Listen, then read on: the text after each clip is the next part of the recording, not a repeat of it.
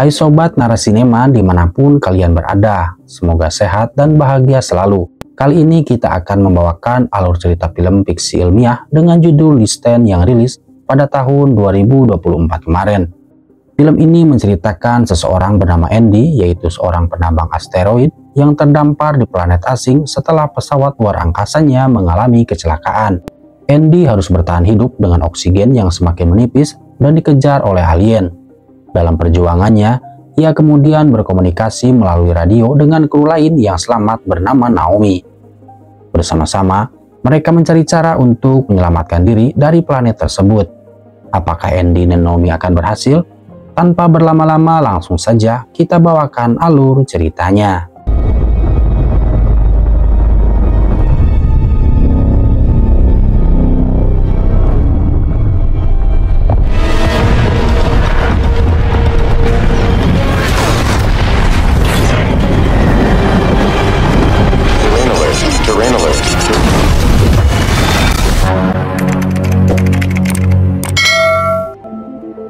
Film dimulai dengan diperlihatkannya sebuah kapal luar angkasa bernama Borealis, di mana pesawat tersebut membawa pekerja menuju planet tambang yang berjarak 4 triliun kilometer atau sekitar 7,5 tahun perjalanan, di mana pada saat ini para pekerja sedang tertidur dalam kapsul hibernasi, karena untuk mencapai tujuan mereka masih diperlukan 4 tahun perjalanan lagi.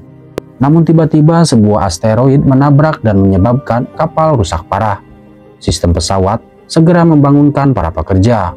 Kemudian sebuah lengan mekanis membuatkan mereka baju pelindung yang dilengkapi sistem pendukung kehidupan, serta asisten digital sebagai pemandu mereka. Setelah itu mereka dipindahkan ke dalam kapsul penyelamat, kemudian diterbangkan menuju planet terdekat. Namun sayangnya tidak banyak dari mereka yang selamat. Sebagian besar kapsul meledak ketika melewati atmosfer.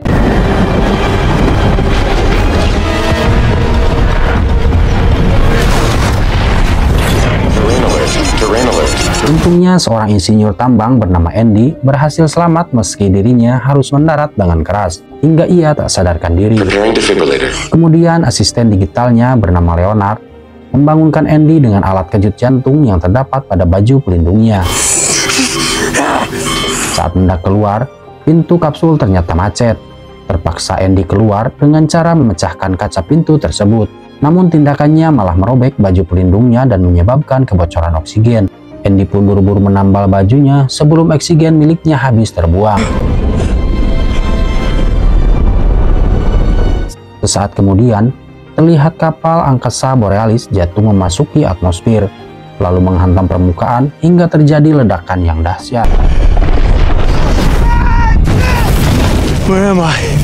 Leonard kemudian memberitahukan bahwa saat ini Andy berada di planet yang belum diketahui dengan jarak sekitar 2,5 triliun kilometer dari bumi. Dan tentunya tempat ini masih sangat jauh dari tujuan utama mereka. Lalu ia menyiarkan pesan lewat radio berharap akan ada kru lain yang selamat dan menjawab panggilannya.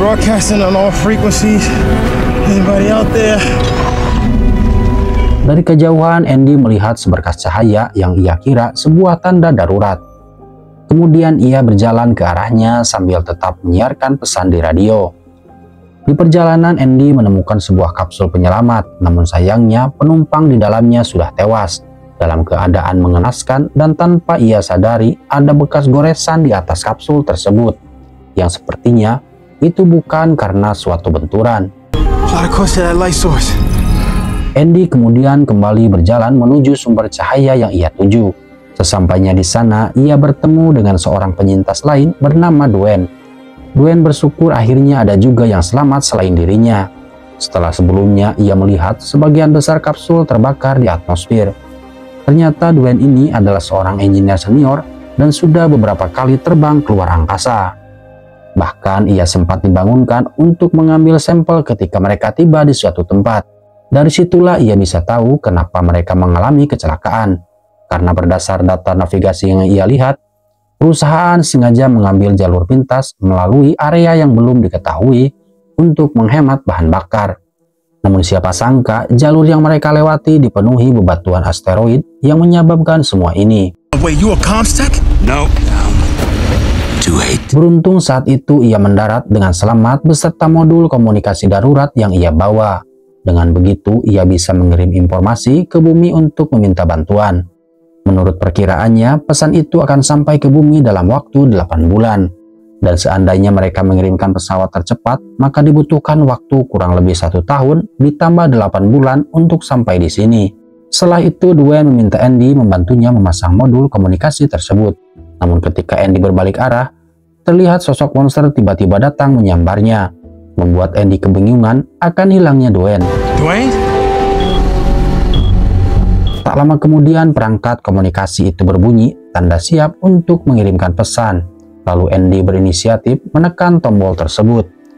Dan pesan itu akan terkirim dalam waktu 8 bulan kemudian. Leonard lalu memperingatkan Andy jika sisa oksigennya tinggal 38% lagi. Sebaiknya ia segera pergi ke lokasi jatuhnya kapal Borealis untuk mengambil cadangan oksigen. Karena Dwayne tak kunjung muncul, Andy memutuskan meninggalkan tempat ini, lalu mengambil senjata milik Dwayne untuk berjaga-jaga. Sepanjang jalan, Andy terus mengirimkan pesan radio berharap ada penyintas lain yang menjawab panggilannya, hingga tak terasa sampailah ia di tepi jurang. Kemudian Andy bertanya kepada Leonard kenapa ia mengarahkannya ke sini.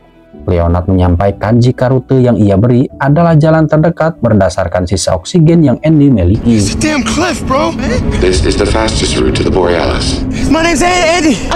Tak lama kemudian, seorang penyintas lain bernama Naomi mencoba menghubungi Andy, yang rupa-rupanya sudah sejak tadi ia mendengar dan menjawab panggilan Andy namun tak ada tanggapan.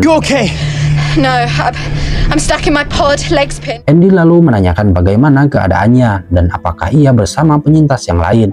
Naomi memberitahukan bahwa sistem pelacak miliknya mendeteksi ada 3 orang yang selamat.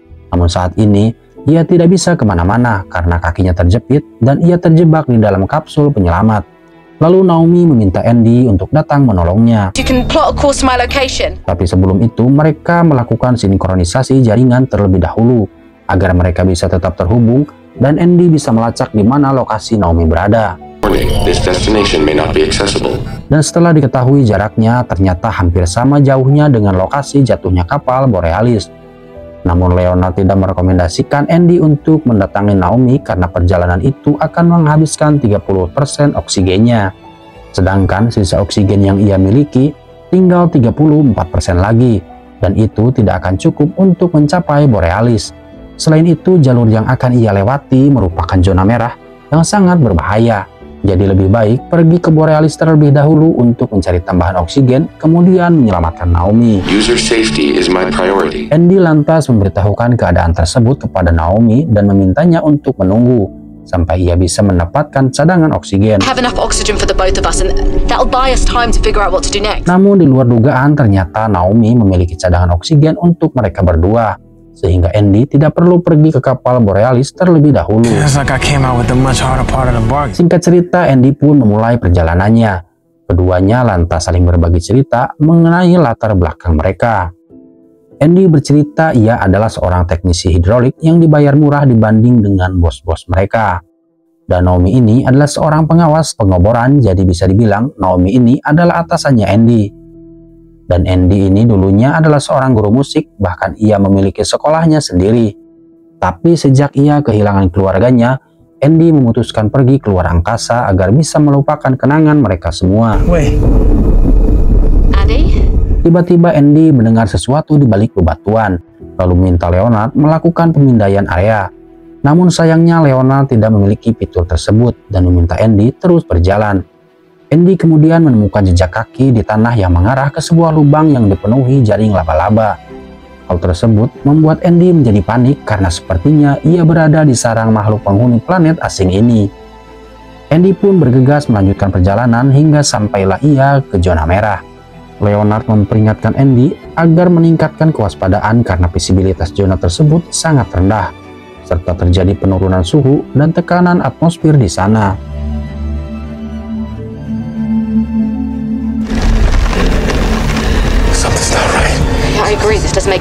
Lalu dari kejauhan Andy melihat sesuatu yang diam-diam mengintainya dari balik bebatuan.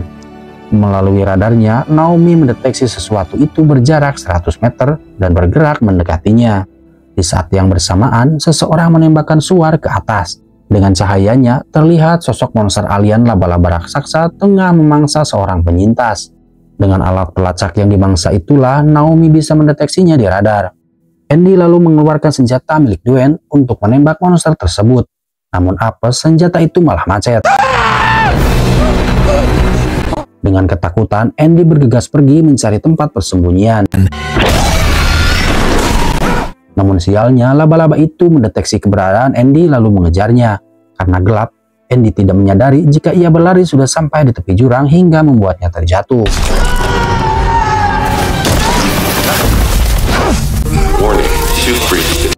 Gara-gara insiden tersebut, pakaiannya robek membuat oksigen kembali keluar. Andy segera menambalnya dengan perekat yang disemprotkan sebelum semuanya habis. Andy lalu memberitahu bahwa planet ini sangat tidak aman untuk manusia. Karena ia baru saja dikejar monster laba-laba raksasa dengan ekor seperti ekor kalajengking, di mana mereka suka memangsa manusia. Selain itu, oksigen miliknya hanya tersisa 10%, dan ia tidak yakin bisa sampai ke tempat Naomi atau tidak. Dwayne yang sebelumnya sempat diculik alien menghubungi Andy. Dwayne memberitahukan jika ia tengah melawan alien itu sendirian, lalu meminta Andy untuk membantunya. Awalnya Andy menolak karena ia tidak ingin mati di sana. Namun Naomi mengingatkan bahwa oksigennya tinggal sedikit dan ia butuh bantuan Dwayne untuk mencari jalan keluar. Lagi pula, jaraknya itu hanya 50 meter dari tempatnya. Karena tidak ada pilihan lain, Andy bergegas menuju lokasi Dwayne yang ternyata sebagian besar kapsul penyelamat mendarat di sana, di mana tempat tersebut adalah sarang monster sehingga wajar jika banyak pekerja yang tidak selamat. Lalu Dwayne memberitahukan jika ia menemukan cara bagaimana mengalahkan alien laba-laba tersebut. Namun sayang, monster itu keburu memangsa Dwayne sebelum ia menyampaikan caranya. Celakanya monster-monster itu mencium keberadaan Andy yang membuatnya ketakutan setengah mati. Naomi lalu mengirimkan pesan komunikasi ke beberapa kapsul yang membuat monster itu kebingungan, sehingga Andy punya cukup waktu untuk bersembunyi di salah satu kapsul yang tidak aktif. Namun sialnya, Naomi malah menandai semua kapsul termasuk kapsul di mana Andy bersembunyi dan membuat monster itu mendatanginya. Untungnya Naomi dengan cepat melakukan panggilan ke semua kapsul dan membuat perhatian monster itu sedikit teralihkan. Lalu Naomi meminta Andy bergegas pergi dari sana.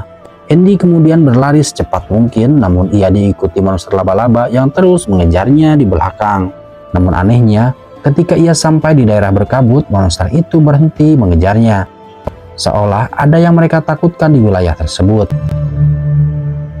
Lalu Naomi meminta Andy segera pergi ke kapal Borealis karena sisa oksigennya tinggal 8%. Ia khawatir Andy tidak akan sampai ke tempatnya.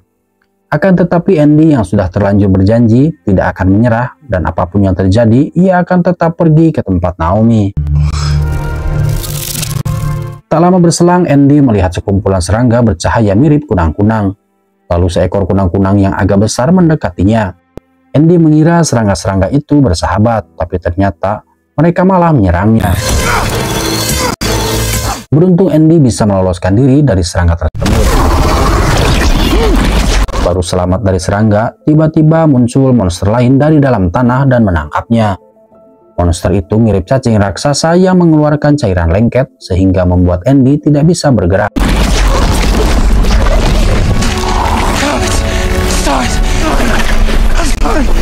Kemudian monster itu menelannya dan menariknya ke dalam tanah. Di tengah keputusasaan, Leonard mendeteksi tanda vital Andy yang menurun. Karena itu, Leonard mengaktifkan kejutan listrik yang seketika membuat cacing itu memuntahkan Andy dari dalam tanah. Andy pun buru-buru pergi dari sana sebelum cacing itu kembali menangkapnya. Leonard lalu memberinya pilihan berdasar sisa oksigen yang Andy miliki. Peluang mencapai Borealis jauh lebih besar daripada ke tempat Naomi. Tapi Andy tidak memperdulikannya. Kemudian ia berlari sekencang mungkin dan tepat ketika oksigennya hanya tersisa 1%, Andy berhasil mencapai Naomi. Naomi segera memasang selang oksigen cadangan agar Andy bisa kembali bernapas. Setelah itu gantian Andy yang membantu Naomi melepaskan kakinya yang terjepit. Saat melihat Naomi, Andy seketika teringat akan mendiang istrinya yang telah meninggal karena sebuah kecelakaan.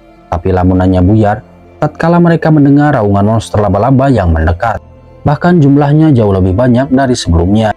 Keduanya pun lantas berlari secepat mungkin menuju puing-puing kapal Borealis.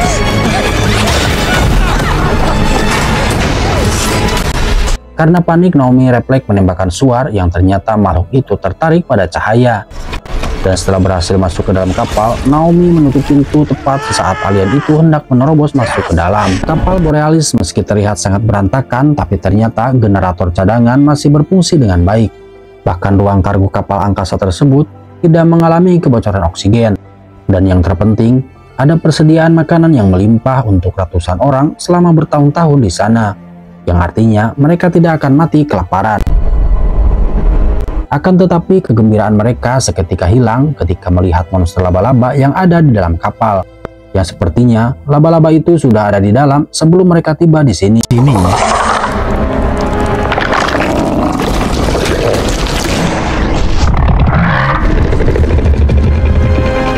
Mereka berdua lalu masuk ke ruang sekat penghubung antara ruang kargo untuk mengamankan diri, tetapi Andy lupa kalau tombol untuk membuka pintu ruang kargo ada di luar. Sementara monster laba-laba itu mulai merobek pintu, tanpa sengaja Naomi melihat serangga bercahaya yang menempel di baju Andy. Naomi kemudian mengambilnya dan melemparkannya ke arah laba-laba itu untuk mengalihkan perhatiannya. Andy dan Naomi bergegas membuka pintu ruang kargo, tapi sialnya mereka telat menutup pintu dan membuat monster laba-laba itu berhasil mengikuti mereka masuk ke dalam. Naomi kemudian meminta Andy mematikan daya listrik agar laba-laba itu kesulitan untuk melihat, lalu menggunakan kapsul penyelamat yang tergantung di atas untuk menyerang monster tersebut. Setelah listrik berhasil dipadamkan, Naomi bersembunyi di sebuah lorong, sementara Andy meminta Leonard melepas sebuah kapsul penyelamat yang akan ia gunakan untuk menyerang laba-laba tersebut.